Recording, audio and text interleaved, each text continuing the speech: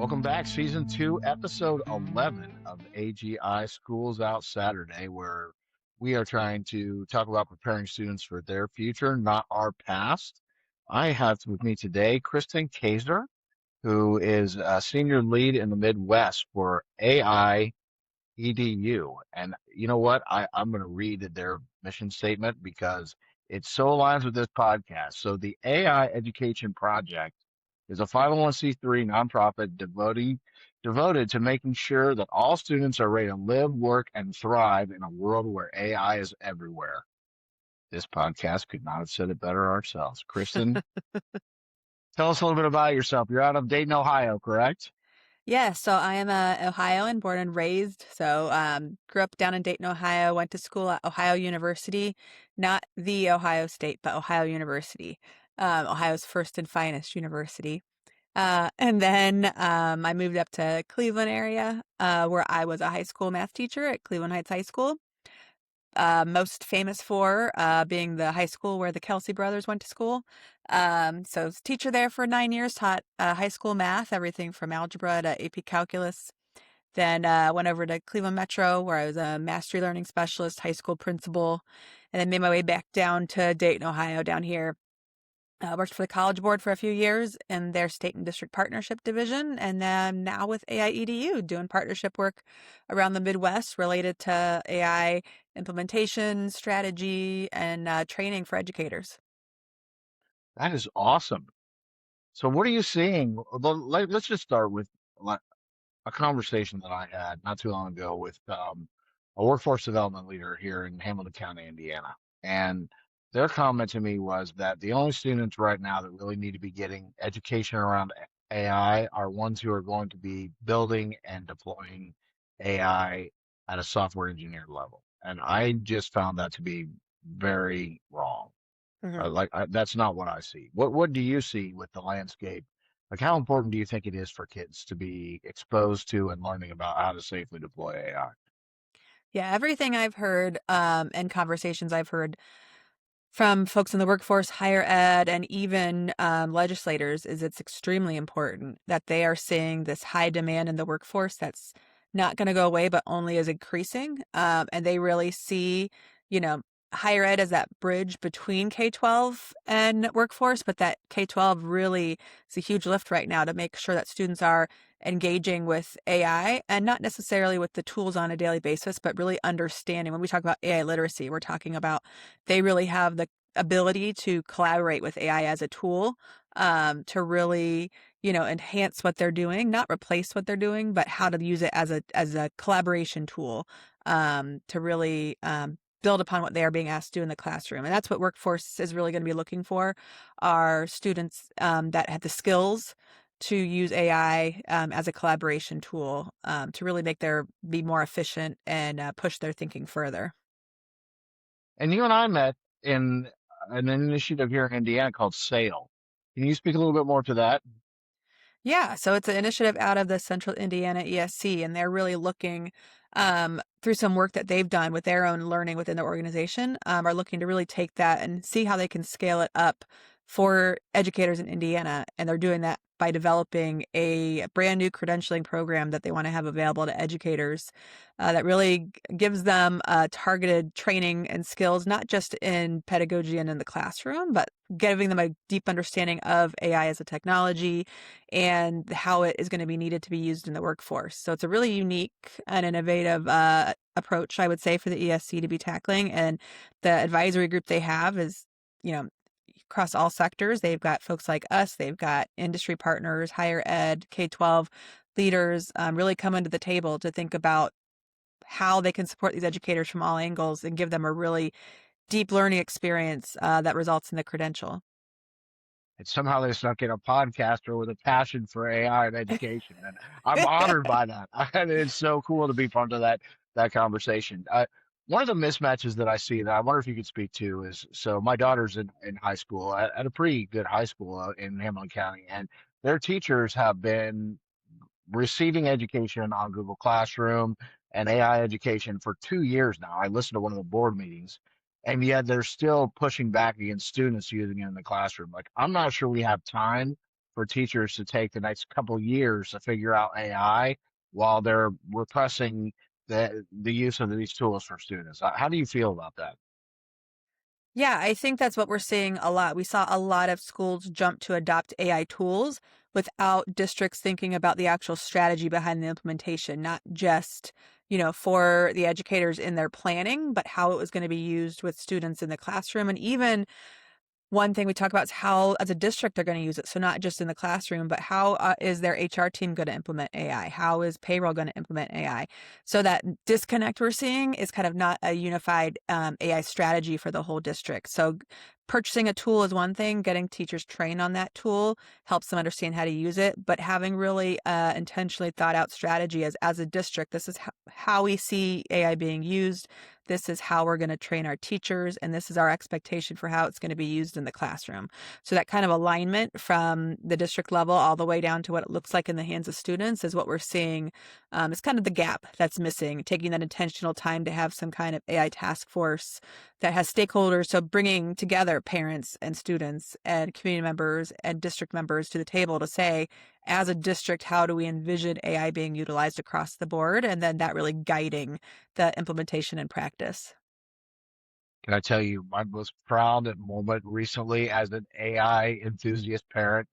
My daughter came to me probably 6 months ago and was like, Dad, because there's been eye rolls for the last 3 years. I've been knee deep in or neck deep in ChatGPT and everything. I'm always asking her and her friends how they're using it, and they roll their eyes at me. And for a while, it was just Snapchat and the interactive LLMs. But she came to me and she's like, Dad, I am using ChatGPT. I'm not cheating.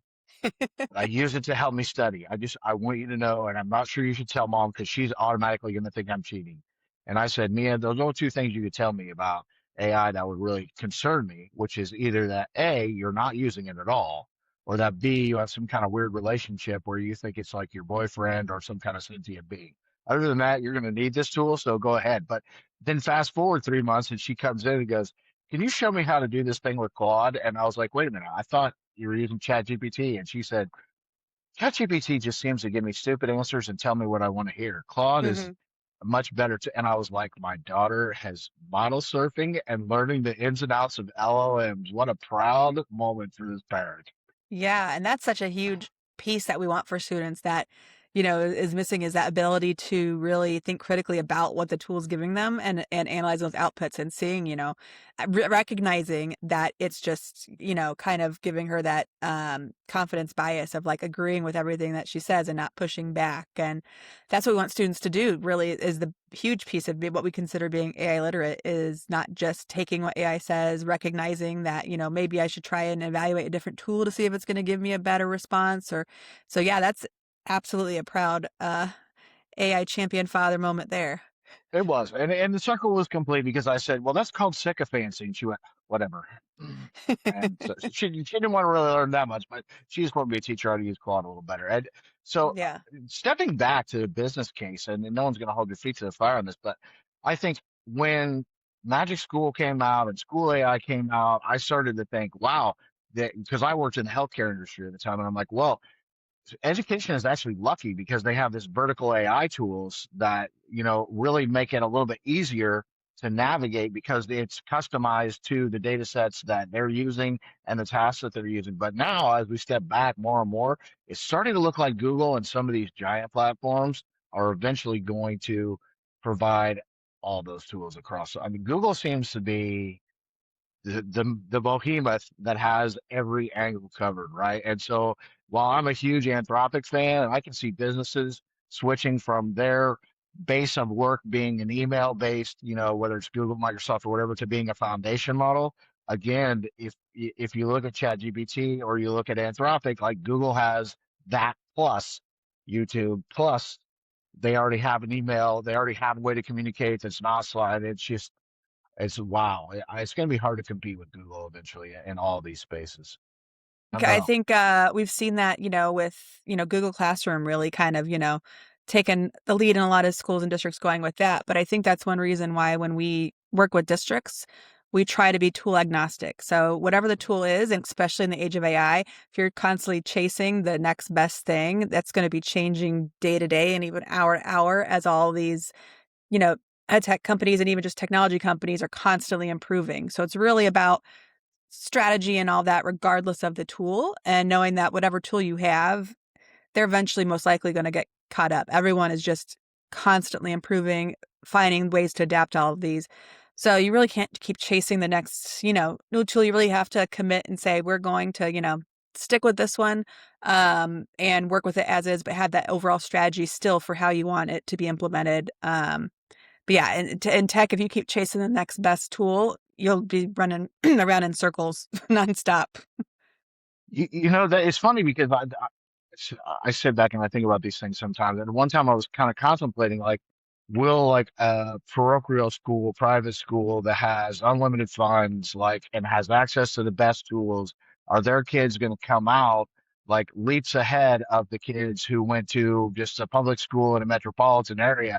And then I started to think, no, it may be exactly the opposite, because the kids in the metropolitan school who had to use the last generation of tools and get them to, they really know how to work with the bare minimum tool. And Mhm. so when they get introduced to the high end tool, they're not going to have any problem interfacing with it.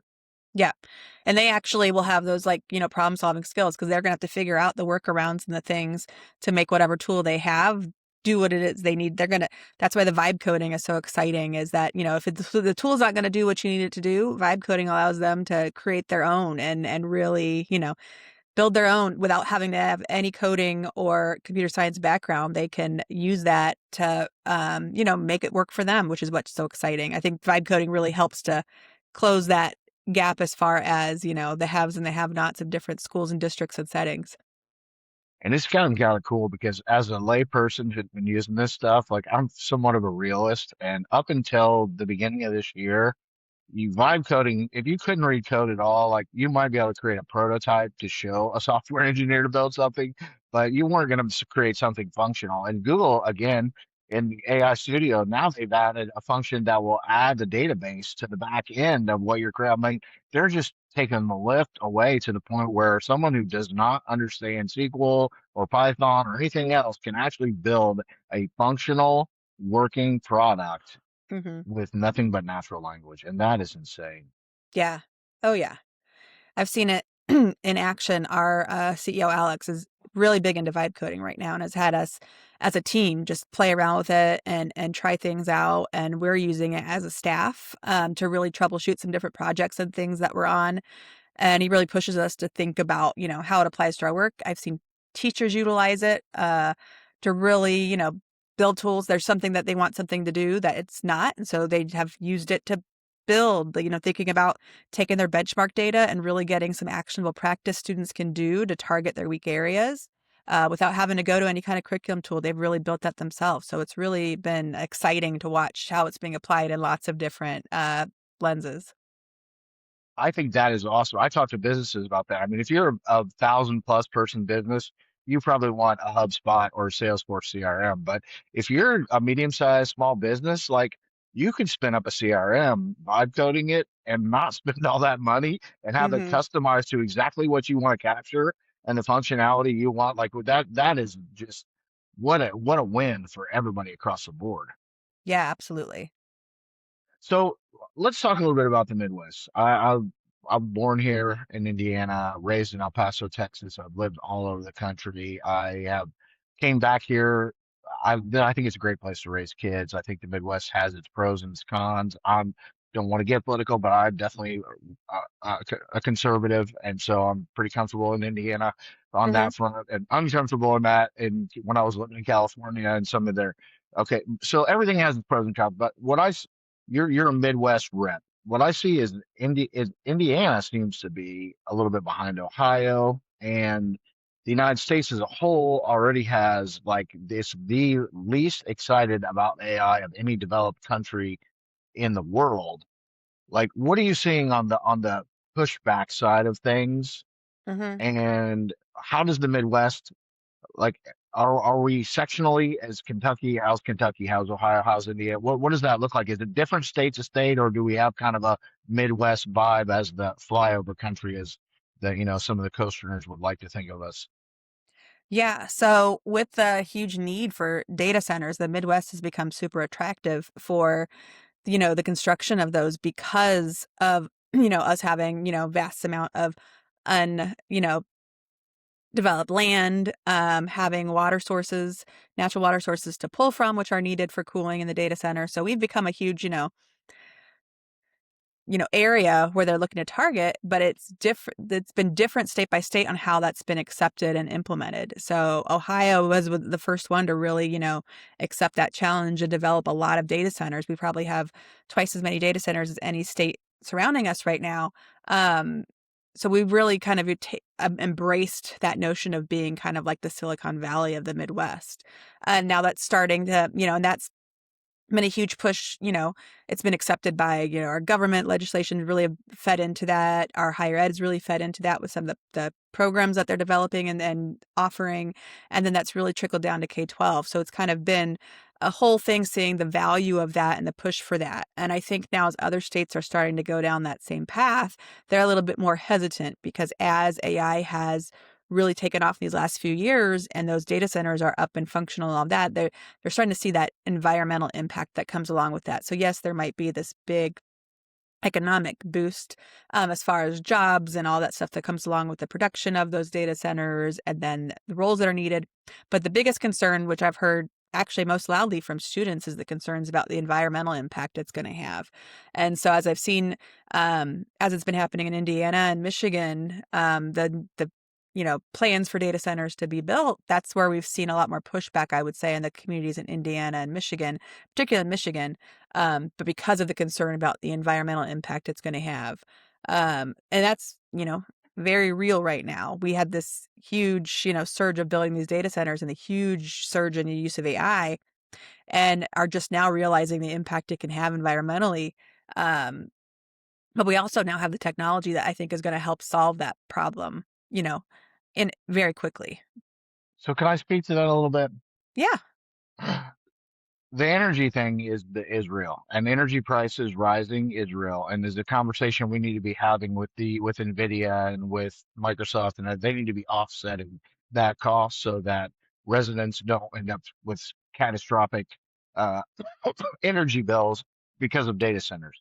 The water usage thing, first off, you can use air cooled, but the water usage thing, we live in the Midwest and we use 18,000 times more water to grow corn to feed cows than those data centers are using. So it's a little bit of a misnomer on that. And if Hmm. these teenagers, like TikTok produces 10 times more carbon dioxide, the amount of TikTok use in the United States as large language models currently do. So some of it is a matter of perspective and what the news likes to focus on and demonize. And Yeah, I think when you can absolutely. get past the demonized stuff, then you can get to the real conversation, which is okay, yes, the construction companies and everybody else that build these data centers, once they're built, okay, now there's only a handful of people working in a data center. However, like all of the industries that want to be next to that data center so that they have access to those Rubin and H200 chips are going to start growing up. And that whole Silicon Valley type idea, like, really can allow you to flourish. So I just, I see a lot of that pushback in Indiana, and I wish it was more around, like, let's just make sure that you guys aren't expecting us to pay for the energy that you're using. And if you look at Elon down in Memphis, like, he builds his own, he doesn't follow regulations. I mean, that's Elon. He breaks stuff and then apologizes later. But he Yeah. builds his own energy sources next to those gigantic data centers. And I think Tennessee and Ohio and some of these states that are really embracing data centers, you're going to see them economically flourish going forward vastly in the next 5 to 10 years. Yeah, and I do think it'll start spreading out. I think Indiana, once they start, getting that momentum and moving, and same with Michigan, they'll start to see that same trajectory now with Ohio kind of really leading the way. And while we have in the technology as far as the development of the data centers, um, we're starting to push that way as far as education goes. So really, Ohio is starting to lead the way as far as K-12 and AI education policy. So this summer, actually, there's legislation that every K-12 district in Ohio has to have an AI policy in place by July 1st, which is one step. But as I'm meeting with districts, I'm finding beyond checking that mark of having that AI policy, there's not a lot of movement around actual AI implementation and things like that. in Indiana, I'm doing a lot of work right now because they actually have the digital learning grant open right now, which is kind of a way of not just saying, hey, put these things in place, but actually funding, actual practices, helping districts purchase the tools and get the professional development and training that they need. So in a lot of ways, Indiana's kind of ahead of Ohio as far as actually supporting the actual practice of using AI in their K-12 setting. Yeah, I can see that. And what's interesting, well, for one thing, you're being home, like hats off to Ohio because I know Ohio State and Bowling Green were two of the very first universities to integrate AI deeply into the curriculum Mhm, outside of STEM. So that I've been watching that for 2 years now, and that is awesome.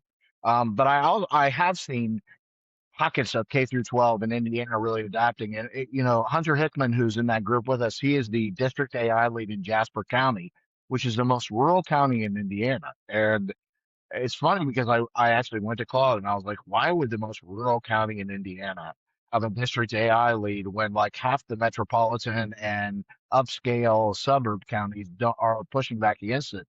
And the answer that came back was fascinating, which was perhaps rural counties, AI is not a new thing to them because mhm, machine learning and farming have been, that has been integrated in the agriculture for a long time, not prediction mhm. models, but machine learning. And so it's not that new of a technology to them. And so they're not that skeptical of it. And I found that to be a fascinating answer. Have you seen a different level of adoption at metropolitan versus suburban versus rural in the Midwest? I know that we as an organization have put a big, push on supporting rural. I think because what it comes down to is metropolitan, they my time in Cleveland, for example, they're always very innovative. They have a lot of, wraparound organizations and things that support, what's going on.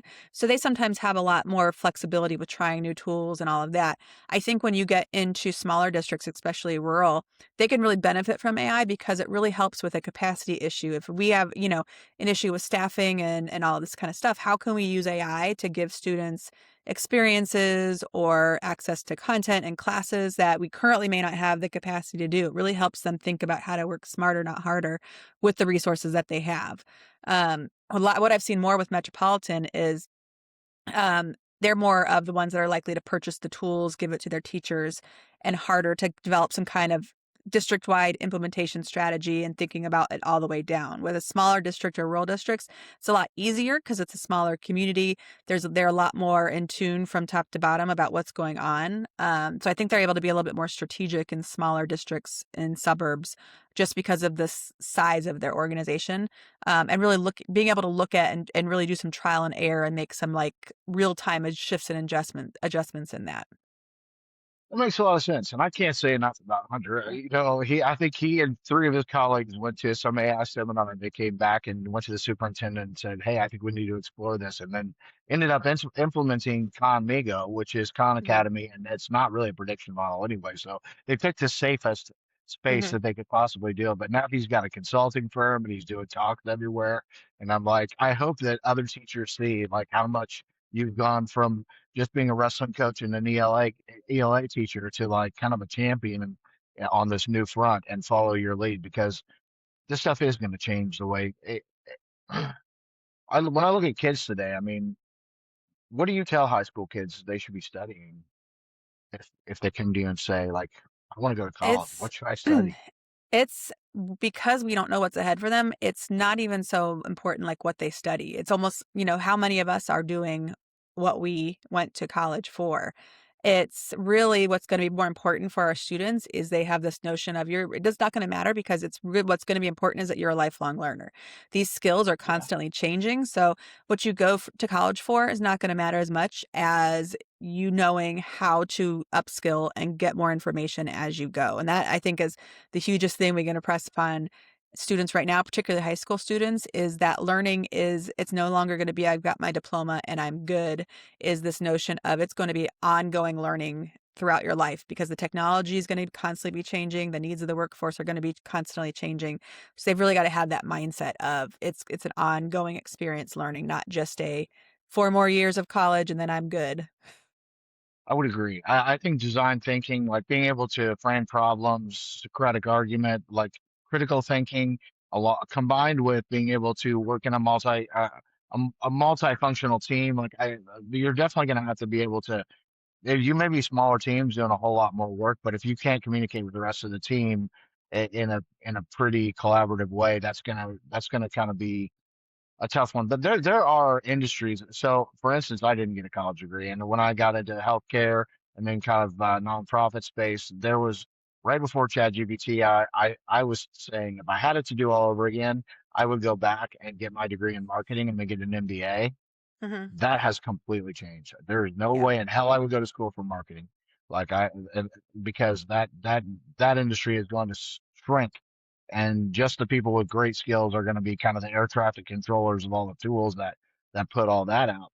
I tell students now, like, data basics is something that you should understand. Like, if you Hmm. understand how data works and flows, and I don't think it's a bad idea to take computer science classes because the machines do think differently than we do. The reason why we've really seen a proliferation of agentic tooling in software space is because everything is done very systematically in that Hmm. world. So it translates very easily. If you can take that kind of thinking, walk into a business and help them figure out how to map out their workflows and the data that feeds those workflows and whatnot, like, you will be super valuable for the next decade.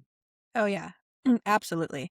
Absolutely, and that's one of the things we just put out a report with the Burning Glass Institute about the really looked at, bunch of research that looked at they looked at thousands of job postings at the skills that were being looked for in the workforce.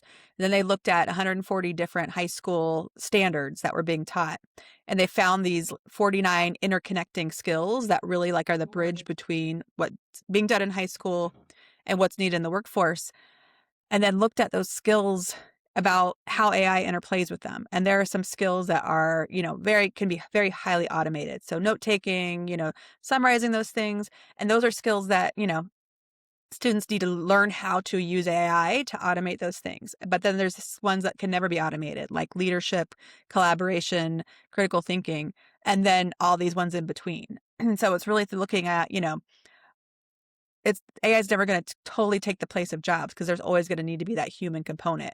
But what it's gonna do is it's gonna take some of those, more time-consuming, lower-level tasks and eat those time up and take that away so that there's more time spent in the higher level thinking of careers and work. So it's gonna be more important that students, when they go into a profession, that they need to deeply understand it because there's not gonna be this waste of time anymore on some of these tasks that AI can automate. They've gotta truly know their trade, their practice, their career and be able to really think deeply. So it's really gonna push them to really, actually have to learn more and do more with whatever the profession is that they're going into. I love that perspective. I think it's so true. When I hear these studies about AI diminishing critical thinking, I think that's not using AI very well because actually AI just speeds up everything that I'm doing, and I have to think more critically. Uh, and it sometimes like I just have to take a break because you've got so much going on and it is doing all that mundane stuff.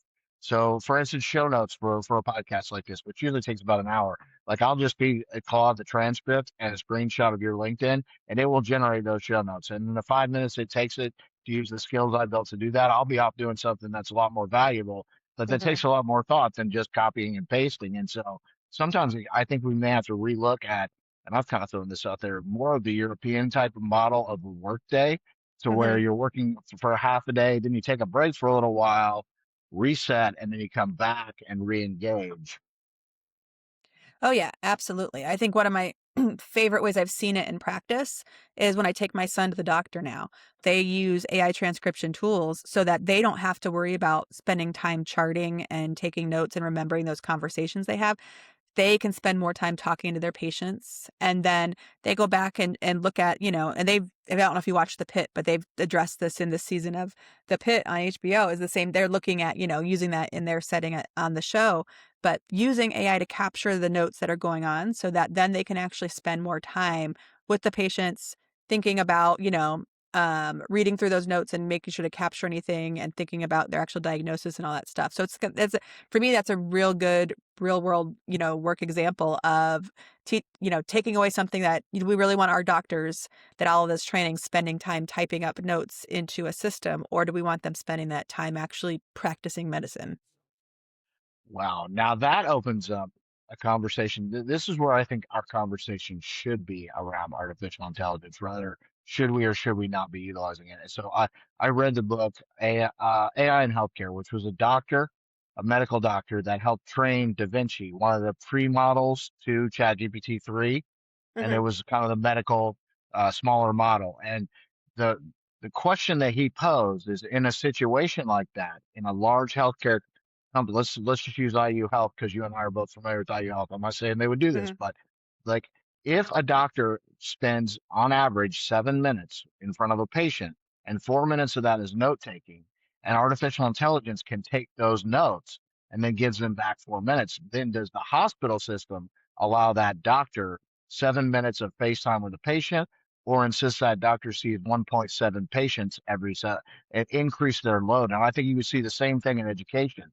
If, that could happen. If AI is doing lesson planning and helping with all these things, then is the education system going to start then expecting a classroom in K through 12 to look like it does at a university where you're in an auditorium full of seats? Yeah, I think if it happens where they're using it to justify uploading that, increasing the workload, it's totally losing the vision for how AI can change our workforce. It's all about, Agreed. that human component and how we can leverage that. AI can take on a larger workload, but we want to make sure that, we're letting it take on that piece that it can automate so that we can spend more time doing the actual human work of it. And so I think will it naturally probably start to lead that way? I think so, because that's the nature of, everything we see that in the classrooms all the time, is adding in more students, not thinking about the impact on the educator or the students. But in practice, it should be really focused on if AI is taking away this time, we really are doing that to allow our practitioners to get more time using their expertise to service their patients, their students, their clients in the best way possible. So there's always that, we know this is how it should be, and then there's the actual how does it end up playing out in society. It's hard to, it's hard to imagine, a world where we actually do what we should do with advancing technology versus what ends up happening. I agree. I agree, but it's even harder to have those conversations when your conversations are all focused on whether or not we should implement a technology that's inevitably going to get implemented regardless. And so Right. I think in the workplace, I'm starting to hear the conversations of, yeah, the business is getting great, so I can be more productive as an individual if I'm really leveraging AI, but how am I getting compensated for the fact that Hmm. I just became twice as productive? Am I getting a pay raise? Am I getting some free time? And the free time thing doesn't seem to resonate with people who are really into AI because they're getting so re-engaged with their work that they're Hmm. spending more time working because they actually enjoy what they're doing again. The diffusion of the benefits from AI throughout the entirety of society is a conversation that I think we really should be strongly having right now.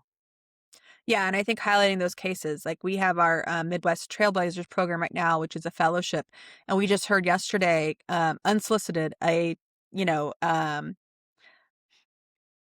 an example of that from one of the participants who really said in her testimonial of AI has really helped reinvigorate her about teaching, about the excitement. She had kind of, so that exact same thing. It's getting folks excited about their professions and giving them more time to dig into the components that they really, enjoyed before.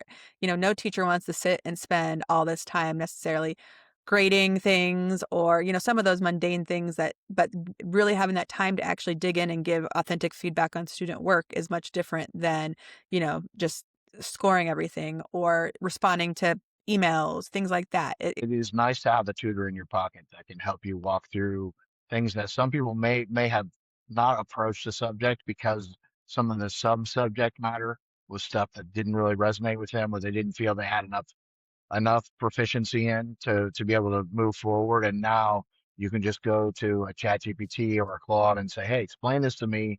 I used to say, explain this to Mhm. me like I'm an eighth grader. If you do that, it gives you analogies and like the language of an eighth grader. So now I say, explain this to me like I'm educated at an eighth grade reading level. And then Mhm. it just perfectly like explained it to me. I think that's super valuable. Yeah, absolutely. I've done that with And as I mentioned, that report that we just did with the Burning Glass Institute, it's a very lengthy 60-page document. I'm getting ready to talk to a group of parents. And while everything in there is not relevant, there's definitely some things it highlights about, workforce future for their students that I thought would be valuable. I had it go through the lens of a parent, what a parent would want to know coming out of this report. And it really highlighted just 4 succinct things. It even put it together in like a one-pager that I could give to parents. So I've started using it when I've got this big pool of research or a report to really say, coming at it through this lens, what would be really helpful to know so that I don't have to hand a parent a 60-page report and say, hey, this is really good information. Read through it to find like the 5 lines of information that is relevant to you.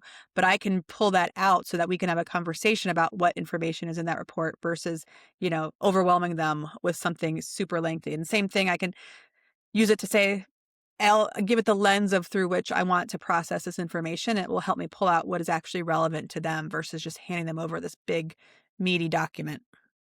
Yeah, that's an amazing use case.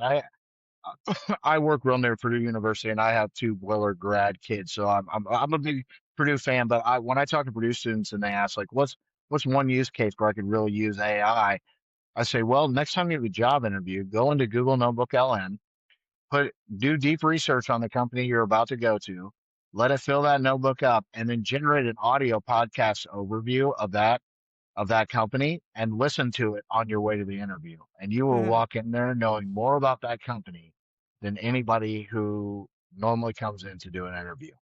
Like little things like that are just such great uses of time. Oh, yeah, there's so many, and I think that's what we need more of are just, like, little vignettes of use cases.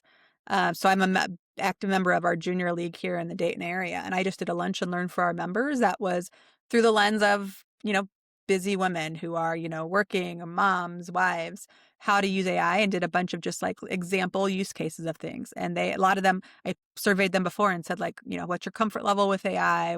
How do you use it?" A lot of them are like, "I've dabbled," and concerned about privacy and all that kind of stuff. But afterwards, they're like seeing it actually examples of how it can be used, like is what shifts that kind of thinking around AI. So that brings me to another big question I'd love to ask you, which, and Mhm. I'll give you kind of a little context to it. The guy that runs Mind Studio, which is an agentic AI platform like Lovable or Replit or N8N, Dimitri Shapiro was a big shot at Google for a while. Now has this company. I had him on my podcast one time, and I was asking him about Elias Getzgiver and Dario Amodei and some of the key figures that you kind of see in the news, and he basically said like the fact that a layperson like you even knows those names is is evidence that it's ridiculous how much news AI gets, and it was kind of insulting, but I don't think you realize how deep in this stuff that I really get. I say all that to say like I know who Mira Murati is and Fei Lee and Fiji Simo. I guarantee you those names are not common household names. The women in tech, like the women leaders in tech, is just not a big enough.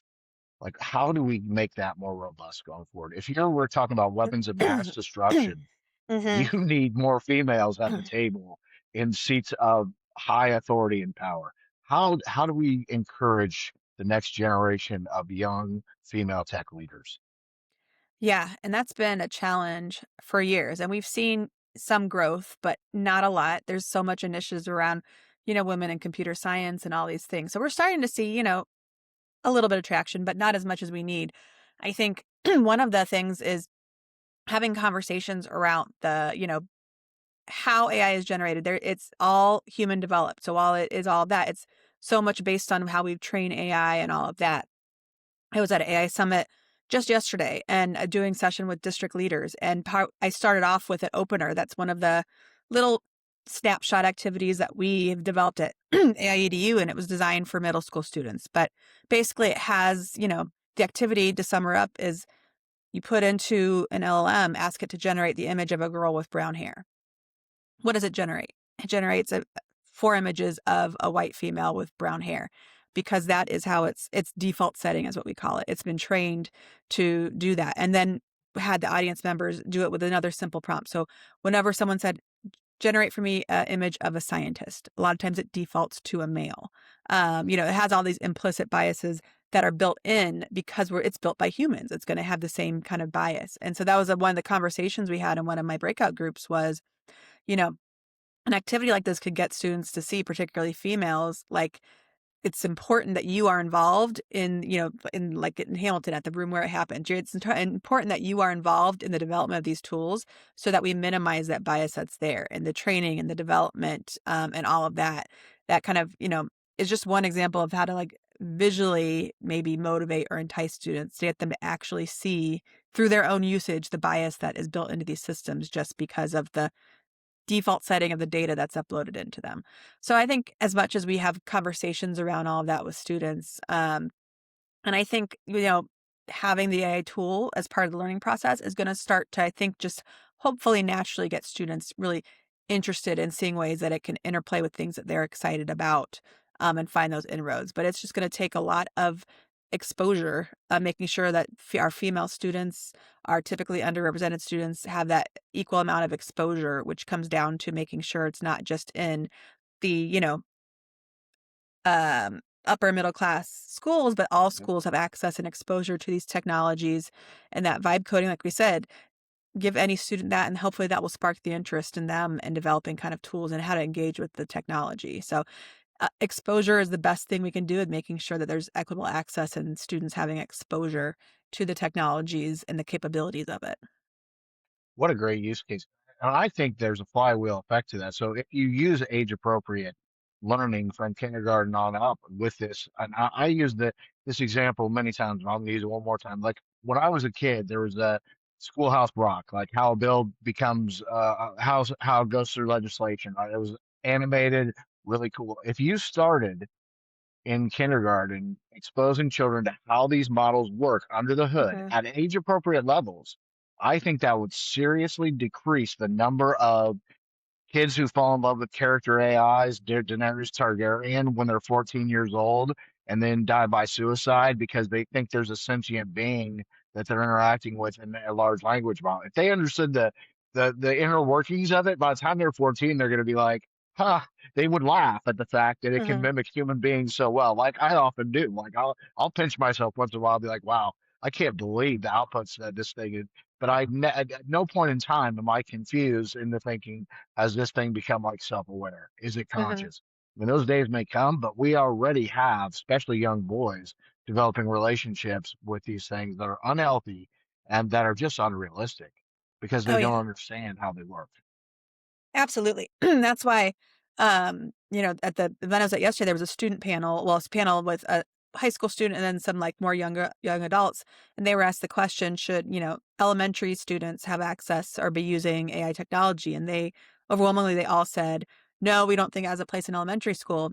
And while I can go back and forth on that issue, what I think is important is that we're developing AI literacy with students in elementary school, and they don't have to be actually engaging with the tool to develop AI literacy. It's those conversations around bias. It's the understanding of how they work, and that should start young because before they even get their first access to a tool to freely use, they need to understand how it works, why it works the way it does, how to actually effectively work with it, and that I think is the important skills that we start developing in elementary. So by the first time that they are using the tool itself, they already have that foundational understanding of how to interact with it and why it works the way it does. That is so well said. I'm going to conclude there because that is such a gold nugget. I love the idea that you can build AI literacy without exposing them to direct access to the tools, but you're Mhm. educating them so that when they do get access, they actually know uh, what what the biases are, what the dangers are, what the safety. Um, I'm going to ask you one last question. Are you did you ever see the movie The Breakfast Club? Of course, many, many Okay. times. Well, I have fun with thumbnails for the podcast Mhm, because it's made me an artist without being an artist. And there are some artists who don't like that, but I like to go mhm. to ChatGPT and build my thumbnails every month based on a school-based movie. So do you have a favorite scene from The Breakfast Club? Because I'm going to put the two of us in a scene from The Breakfast Club for this Okay. thumbnail. I love the scene when they are dancing all around the library, specifically when they are on top of the, bookshelf there in the library and kind of dancing around. That I think is one of my favorites. Done. Yes. Excellent scene. Excellent scene. Thank you. Thank you Yeah. so much, Kristen. This has been Oh, a yeah. great conversation. Thank you so much for having me, Jason. This was fun.